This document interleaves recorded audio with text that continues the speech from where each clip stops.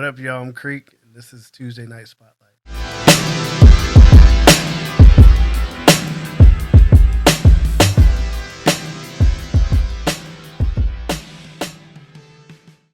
Is the camera rolling this time? Yeah, everything's going. What was it like growing up for me in Philly? Oh man, that's broad. Like, think about your first childhood memory. And I know you can go deep with it, so you can go wherever you want with it. But you can go wherever you I got a feel. poem called Nah, Childhood Memories. I know who I'm dealing with. I trust me. I know who I'm dealing with. But yeah, Nah, Philly's weird. Philly was a little rough, or it could be rough. Um, Not necessarily like the city itself, but my household, my first household was rough.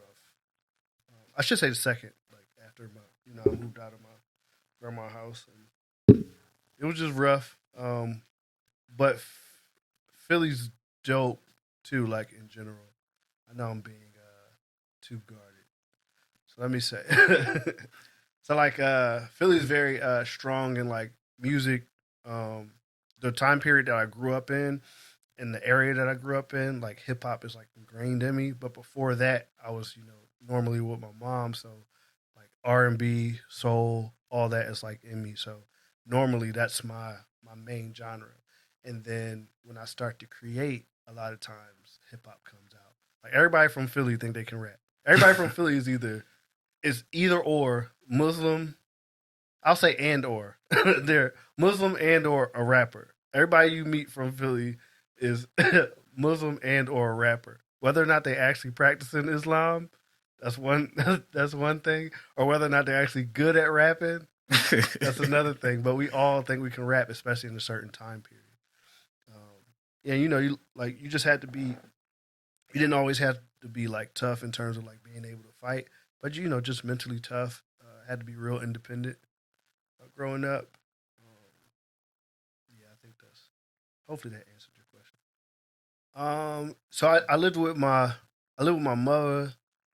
mother, my aunts, two of my aunts, my uncle, and my grandma, my grandpa, and in order to get attention, a lot of times, I would sing the songs that they were playing. So they would be playing the old gospel song, "I'm coming up on the rough side." I don't know, you probably too young to yeah, I'm remember too young for that one. that, but they used to play that song, or like my grandpa used to play James Brown and stuff.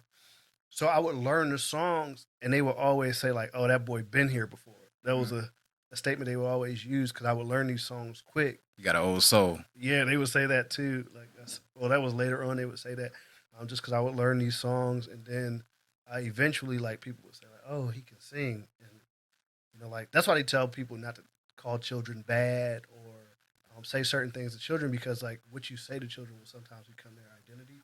Right. So I didn't know what I was because I was a child, but you tell me I can sing, I'm like, okay, this is a positive thing. Now I'm singing. I only thought I was smart because people told me I was smart, and then I would be in situations where I didn't feel so smart. And I'm like, people lie a lot. So, so yeah, that's where the music came. Like everybody in my family, a lot of people in my family are extremely musical. Not everybody can actually sing, but everybody's like really, really musical. Right. So Okay. Who? What else? Like, they sing, they play instruments. What they do? yeah, so like the best singer in my entire family is probably my cousin Karima Farmer. She's an amazing singer, but she don't want to sing. She want to write books. She writes children's books and grown up books, and she's a nurse and everything. But she's a wonderful singer, and everybody just loves singing. I have a uncle that plays instruments and sings and stuff, but like nobody's like none of my blood family ever like tried to be like a famous singer or anything like that. Me and my cousin Karima, we went to the same school as Boys to Men and the Roots and them, but she finished. I didn't. I moved and left. Then my brother's dad, I grew up with him. It's funny because I think that's where my mentality about like trying to do shows and stuff may have started with watching him because he had a TV show when I was a kid. Like it was like a public access channel type show. So like I still remember watching the tapes from his show, and he would do showcases where he would have artists like local artists and artists from out of town that he had connections with because he had my brother's father was a mystery. He's dead now, but he was a mystery. I don't know how he knew so many people. His family. How do I say this without incriminating anybody? His family's name rang out where I lived in Philly. He had a lot of pull. In fact, even when he was in prison or when he wasn't living with us, that's what kept me and my mom and my little brother safe when we lived alone. Everybody knew that my little brother was his son, so they didn't mess with us most of the time. But anyway, like he had a public access channel where he would have artists come and perform, and I remember thinking like that would be something I want to do. And then you fast forward 20 something years later, and I'm doing that, but just in a different way. So I never thought about it until just now. Yeah, so the very first time, I don't want to say too much because I can go on a long ass rant. We got time. All right, so I still remember the first time. All right, so like I think it was either kindergarten or first grade, right? They made us sing "We Are the World," right? And they made us dress like professions. So I dressed like a doctor, right? Because my mom was a nurse or was a nurse. My mom was a nurse, so I had a lab coat with a stethoscope. I was a doctor, and they made us get on stage and just sing "We Are the World" because we were all children, right? But I decided because I used to watch like how old R&B singers would like, move around and stuff and like pantomime. So I started doing that. And I was trying to get one of the kids next to me to do it too, but he wouldn't. But I was doing it. I was going off. And a lot of the parents that were in my area, like directly in front of me in the audience, were like pointing to me and like laughing. And that's the first time I felt like, oh shit, I'm entertaining these people. Like, and I wanted that so bad, Neil. Like, and I didn't know how to get it. That's why with my kids, like, if they show any interest in like performing or anything, like, I'm so quick to be like, all right, come on, let's do it. Because like my mom and them didn't really know how to like get us on a stage, or Right. I wanted to be a singer. Like I used to watch Jason Weaver. Jason Weaver played Child Michael Jackson in Jackson 5 movie, and then he also was the voice of Simba. Right. The singing parts. They didn't let him do the acting parts because of pigment, even though they're in Africa, so the lions have to be black, but whatever. So, like, you remember, sorry, I'm ranting. Neil, you remember it was a couple of years ago, right? They were talking about doing a live action version of The Lion King, and they did it, but before they were talking about making the people human. And everybody was, like, upset because people were saying that the Lion King characters need to be black. And at first, Lord. I'm like, yeah, it wouldn't make sense to be black because the lions are yellow. And then I was like, wait a minute. They're African lions.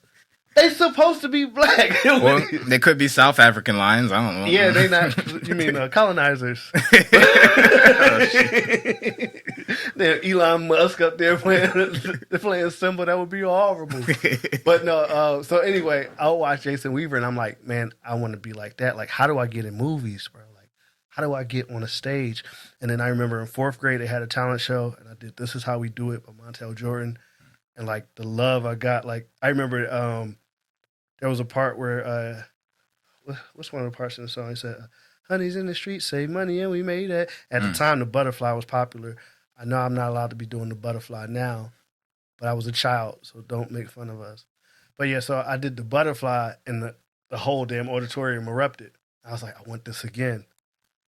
I'm telling a long story. I'm sorry, Neil. Fast forward, 8th grade, I asked if we were going to do a talent show because we were graduating from that school. It was a K-8 school. So I'm like, we got to do a talent show. I want to do a talent show. I want to sing. And all the adults in the school like, nah.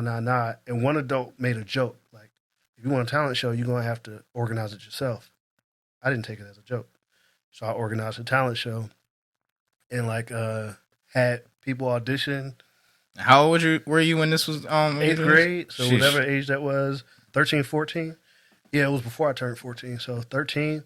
Organized a talent show, had people perform. Like, we had lights and everything. The damn light. So it's funny because me and you would work together, so you've seen me improvise. I was doing it ever since then. Like, we had lights. It was on the little bar lights on the tripod. Mm-hmm. And they were supposed to just shine forward. Well, they broke, and I didn't know how to fix it. So, like, during everybody's performance, I was holding two of the damn lights, like, shining them on people, but as they moved, it was horrible. But I had to make sure the show went on. Right. And you know me, like, that's That's the motto. Yeah, forever. Like my leg was in half last year, and I still had to make sure we did the asylum. You didn't miss, did you? You didn't even miss a show. I didn't miss one show. It's crazy. Nope, I was hobbling. You helped me a lot as usual. But yeah, so that was a big thing. And even before that, when remember when Usher "Lead the One Away," that came out in the summer, and I went back to school, and I remember we were waiting to get into a class. I think it was the music class, and I thought I was Usher the whole summer. Right? I thought it was like six people in the frame, and they made it seem like they were all Usher. So I thought they were all brothers, but whatever. So I thought I was Usher. I had a new outfit on, my new school outfit and shit, right? Fresh kicks and everything. So I got up on these stairs because you had to go down into the building on that side of the building. So I got up on the stairs and just started singing that song, and all the girls like, oh, because they didn't know I could sing, and I'm dancing and shit, getting my, you know what I mean? And then the boys started hating. They got up on stage and started singing Kung Fu Fighting and messed up my song. So, but yeah, that attention that I got from the girls, I'm like, oh, if I sing and dance, I get attention from girls. So yeah, all that. And then I didn't start organizing shows for real until I was here last time. The first show I did organized was 2015. And from then on, I went to Georgia, Louisiana, Korea, and then back here. And I've been organizing shows ever since, everywhere I went. Did you do any shows in Korea? Tried to.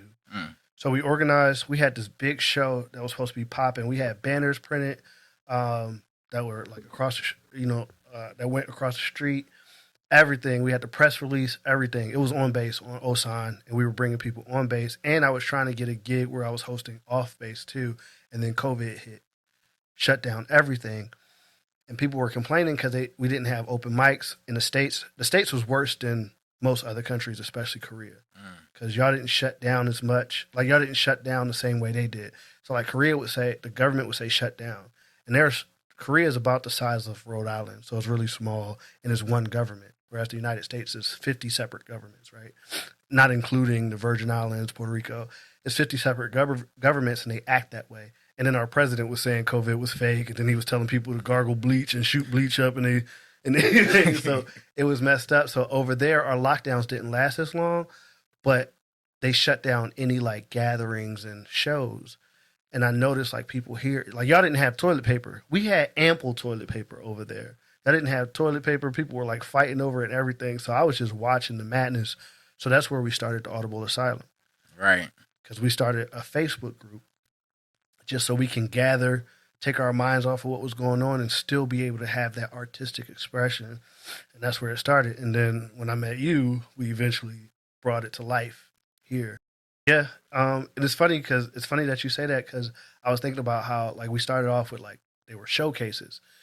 And some of the artists that you were putting on showcase, Neil was the one organizing all these showcases. I always tell people that because like during the asylum, I tend to be like a really big personality. So people think like, oh, this is Creek doing it. No, that wasn't me. I didn't book one showcase in Virginia Beach. Not one. I didn't even know most of the artists. That was all Neil. But like some of the artists were extremely appreciative because they didn't have other platforms that would give them the stage like you gave them, where we were treating them like superstars, and some of these artists didn't even have a lot of time performing. They hadn't been artists for that long, or they may have felt like they didn't have a lot of support. And, the way Neil arranged it was, they would get a high percentage of the door, a really high percentage of the door. So they were able to make money also, where at the time, especially in Virginia Beach, a lot of artists were complaining about having to pay to perform on a lot of showcases. So that's what made our platform a little bit different. So now, even some of our artists are like too big. The ones that started with us are like too big to be at open mics, it seemed like. Right. But I don't mind that, because say you have 3 artists that have been performing forever, they're getting booked in shows and blah, blah, blah, blah, blah. But they decide to stop coming to the open mic. For each one of them that leaves, there's 2 more people that are just starting off in performing, or maybe nervous or whatever, and now there's a slot for them. Because we be having like 20-something people on the list, and we can't get to everybody. So it's okay if you think you're too big for an open mic. don't do an open mic. Still come back, show love, because that's what helps the newer artists, right? Right. So like, let's say, can I mention names? Can I name drop? Sure. Let's say a person like Khalif Bryant, right? Uh-huh. I don't think Khalif Bryant sees himself as big of an artist and as big of a personality and as dope of an artist as he is. But there's some artists that come through the asylum. When he comes, they perk up. Right. And he don't even know. And I didn't want to tell him. But if he sees this, he'll know. Like there's some artists like, oh, Khalif Bryant's there. Oh. And they change their game up. They feel like they need to up their game. So him just coming because he's one of our people, I don't think he's doing it because, you know, he thinks he's a star and he wants the attention. He just showing up. He like the environment, and he's a humble dude. Yeah. That's our man. He don't even know that he's influencing these other people. And they're older than him. I didn't know Khalif Bryant was like a child, like in terms of age. He's really, really young. But some of these artists, like, they look up to how he moves and how he performs. And like he has a dope style. Like, absolutely. So when those artists like that come through, and the newer artists can see their work ethic and see how they get down or just be inspired by their presence, that's extremely valuable. So if people feel like they're too big for open mic, that's cool. Because I'm still going to be like, hey, you know they was at the asylum. This is their first feature. Look at this poster. You know what I'm saying? But if they come through and show love and help people develop, that's dope too. Like, and then I like people like Dese just performed. He just featured.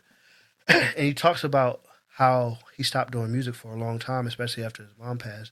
Right. He stopped doing music for a long time, and then he started back up. We met him through you. He started back up at the asylum when we were at the smoke spot. Right. And now we see him always working. You know me, I talk about how like I was talented when I was a kid, but I didn't want to work, and I didn't even know where to start. So there may be an artist that's uber talented, right? The greatest singer in the world. But if they're not working, it means nothing. Where you might have an artist that's just good and they're working. That person's the one that's going to make money. That person's going to be the one that organically grows their fan base, if we still want to call them fans, grows their fan base, and they're going to be working. Whereas the person that just has talent and don't want to work, they ain't going to get shit, right? So Dese, if he comes and he does a feature and he say, yo, I started here and now I was just on TV last week, a newer artist would be like, ooh, what did he do? Let me talk to him. You know what I'm saying? Exactly. And then we always have people doing features with each other. When you were doing the producer showcases, how many people found a producer that they love from those producer showcases? It was a bunch of them. So yeah, all of that is extremely valuable, and that's why I care so much about the asylum. That community, we call it the FAM, FAAM. Yeah. That's extremely valuable to me. Sorry I keep ranting. I don't even know if I'm answering your question. So the industry is broken, right? Most industry is broken. It's not really built for the progression of the masses. It's not built for the normal. Like the American dream is kind of a fake thing. Even if you pick apart like who created the American dream and what was happening during the time, it's a fake thing. So there's no such thing as the American dream, like the poor guy like pulling himself up by the bootstraps and even that term is fucking stupid. All right, so, like, sorry for cussing. Sorry for lie. Like you don't have on boots, right? You got on sneakers. They're a little bit lighter, but pull your body up, pull yourself up by the straps of your shoes. You can't do it. You'll fall. It's impossible. Like you'll just be laying there on the floor like this, right? So that whole thing is fake. It's a ploy to try to convince poor people that they can progress through the channels that were created for us. So that's not real, right? So like the music industry is worse than that. A lot of people, when they go perform, they'll say, go stream my music. That's a mistake to me. It's not bad to have people stream your music because you're still making something off of it. You're making money and you can grow your fans. And streaming is dope because even though monetarily it's horrible, right? The amount of plays versus the amount of money you get from those plays is horrible. Right. But it's easier to reach more people with less effort. Like, it doesn't cost much.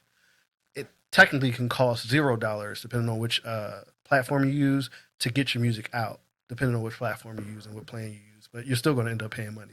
But it doesn't cost much, you can spend $1 to get your music on Spotify. and you can reach somebody all the way across the globe with your music. But when an artist performs, this is free game. When you perform, every time you perform, you should be pointing people to something to buy. It shouldn't just be buy or stream my music. You don't get physical copies of your music anymore because nobody's going to play it. That's a waste of money. For every person that plays your music, like people don't even have a medium to play physical music anymore. But merchandise, if I've had people don't buy my merchandise as much as I want to. By the way, go to theyknowent.com, buy some merchandise because that's how I afford to do the asylum because I'm going broke. But yeah, so like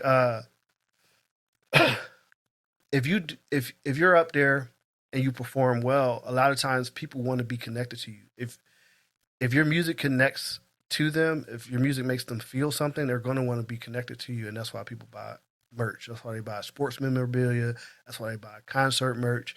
They're going to want to be connected to you, and sometimes they're just going to want to support you because they feel connected to your story. So sell them merchandise. Have merchandise. Caleb, Dies by Caleb. Caleb is not a musician. Caleb is a merchandise dealer that happens to do dope music. Like, because I'll be places where I was in Richmond and somebody had on one of his shirts. So, like, he's an example of how you should be moving. Because you remember when we first met him, he would just come set up that big ass rack at the taco spot, like in the way, kind of the big ass rack, and people will buy clothes. I have a pillow that my daughter stole that has his face on it in my house. So sell merch. Also, stop relying on social media. And to promote events, I do a lot of Instagram, but that's because the majority of the people that are probably going to want to come to the asylum, like our main base, based off of how we started, that age and interest demographic, so demographic and psychographic, usually are on Instagram. So it's easier to reach them on Instagram. But when it comes to your music, sell your music on your website. Don't use Facebook because they keep putting rules in and using their algorithm to suppress you putting out your music and selling your merchandise and everything like that so that they can make you pay to advertise your stuff. It doesn't make sense for them to allow free advertising when they make money through advertising revenue. Don't rely on that. Don't rely on X because that's Elon Musk and he sucks. Don't rely on Instagram because that's Meta also. And they keep putting in rules and BS. Like we had a like pod that we were rocking for a long time, and they changed their algorithm, and Instagram shut down my like pod. So don't do that. If you're going to have to put in a lot of work, but if you have people who really rock with your stuff, just get a website. You get a website, you can have it to where people stream too, but you can sell music directly to them and sell them merchandise. So everything that you say should be like, so if my name is, Chad Tyson, I don't know why that's the name that came to my mind. I was trying to get it out and go to something else, but I was about to say Mike Jones. But say my name is Chad Tyson. If my name is Chad Tyson, ChadTyson.com. Keep consistently ChadTyson.com, and then build an email list. That's where I was talking about, like, getting away from social media. You build an email list because you can control your email list. Like, how many people do we know? Remember Darren G? Darren G had a nice Instagram following, right? And then his shit got hacked and his whole page was gone. This was around the time where we first met him, right? Or no, when he did his feature. Around the time he did his feature. And that's our man, right? He lost it. Now, like, all those contacts are technically gone. You can get them back, but it takes a little bit longer. You can control your email list, and then you're able to send people whatever you want to send them. Instagram can suppress what you send to people too, right? With the email list, people buy email lists from people. So if you're an artist and you build an email list that has 1,000 people and you can get leads off of those emails, because you can't just be spamming people. You can't. I do it. That's why I laugh. You can't just be spamming people. But say you have 1,000-person email list, it's going to take you a long time to get a 1,000-person email list where people aren't unsubscribing. But if you can get leads off of that, which is if you can just get a click, if you can send out 1,000 emails and get 500 clicks each campaign, that's a successful email list, right? For that type of email list, there are other companies that will buy your email list from you or buy the rights to your email list. You don't lose it. They'll just buy your email list from you. So if it's like, if I'm Chad Tyson and I'm a rock artist, right? And you're a company, you're a large label that has a rock conglomerate, then you might, or a medium sized rock label, you might be incentivized to buy my email list from me if you have a new artist that's similar to Chad Tyson. Because you know that those people, where he's getting 500 leads each time, those people may be interested in what you're selling them. And when I say selling, I'm being broad. You may just be getting them to look at something. Right. So you might buy that list. The whole industry is changing. Like, venture capitalists are buying more music than people. People don't buy music no more. We want to stream all the time. The only people that will buy your music is people that can figure out some type of value from having it. You know, like when Meek Mill decided he wasn't going to stream it anymore, he had to keep telling people the reason I'm selling my music on my website is because the label is on some bullshit. So he has to be able to sell to people who also think the label is on some bullshit and care about the artist. Most people don't care about the artist. We don't even listen to whole albums anymore. Right. That's not a thing. We listen to one or two songs, and then a artist get on stage and try to perform their whole album, and the whole crowd only knows two songs, and they like, sing Booty Hole Brown. You know what I mean? Sorry, I'm ranting, but yeah. So like, email list, and then just look at, like, we were just talking about licensing. Like, understand, like, you have to put your music in places now. It's not just buy my album. You got to put your music in places. Get your music on placements, and then, like I said, venture capitalists are buying whole catalogs from people for millions of dollars, and then, but it's kind of scary because if they are buying the music and they're also buying the rights to that music, and then you have a whole issue with like AI right now, and people are using AI to imitate the voices of people. So like, if I like, there's a whole bunch of artists right now that are getting together to try to fight against people being able to use AI to sound like an artist and sell music as that artist. But if you sell all your music, especially if you're selling the masters of that music, and then people can just interpolate those songs, and they have the rights to those songs, you can't do anything about them putting those songs out as you or as an artist that sells like you. Like, if Biggie Smalls was alive when Shine was out, he couldn't sue Shine for sounding like him. Mace couldn't sue Loon and Bad Boy for sounding like him. You know what I'm saying? And it's even worse now if you own the music. Like, remember Robin Thicke and Pharrell got sued by Marvin Gaye's estate for a song that sounded like a song that their estate owned. But if I'm a venture capitalist and I buy, or I'm just a dude, and I buy all your music, I buy all your music on a certain album, and I interpolate all that music, because, you know, like, music is formulaic anyway. So there's certain sounds that you know are going to be popular, certain sounds that you know are going to make people feel a certain way and make people act a certain way, which is why a lot of Muslims say music is haram, because music can make you do things. Don't. I know somebody's twerking right now. Somebody mama is twerking to back that ass up. Music music can make you do things. So, like, if these companies are able to interpolate the music off of music that they own, then you can't sue them for sounding like you. Same thing happened with Ed Sheeran. It's usually Marvin Gaye's estate. They don't play. You know what I'm saying? I'm surprised we haven't seen more of Prince's music being put out, because they cracked his vault, which was kind of upsetting, because he didn't want any of that stuff in his vault being put out. But they cracked his vault. So I hope I didn't get too far off topic. But yeah, so sell your own music, control as much as you can.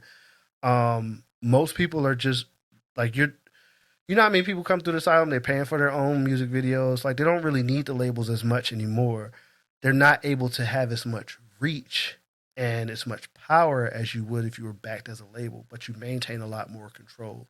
So in order to have a lot of that power and reach, you're going to have to give up some control. But if you're okay with growing it organically, and you know what you're doing, and you know how to make a concerted effort to grow, then you're not going to have to worry about it as much, especially if you still have a real job or some type of source of income, like all you drug dealers.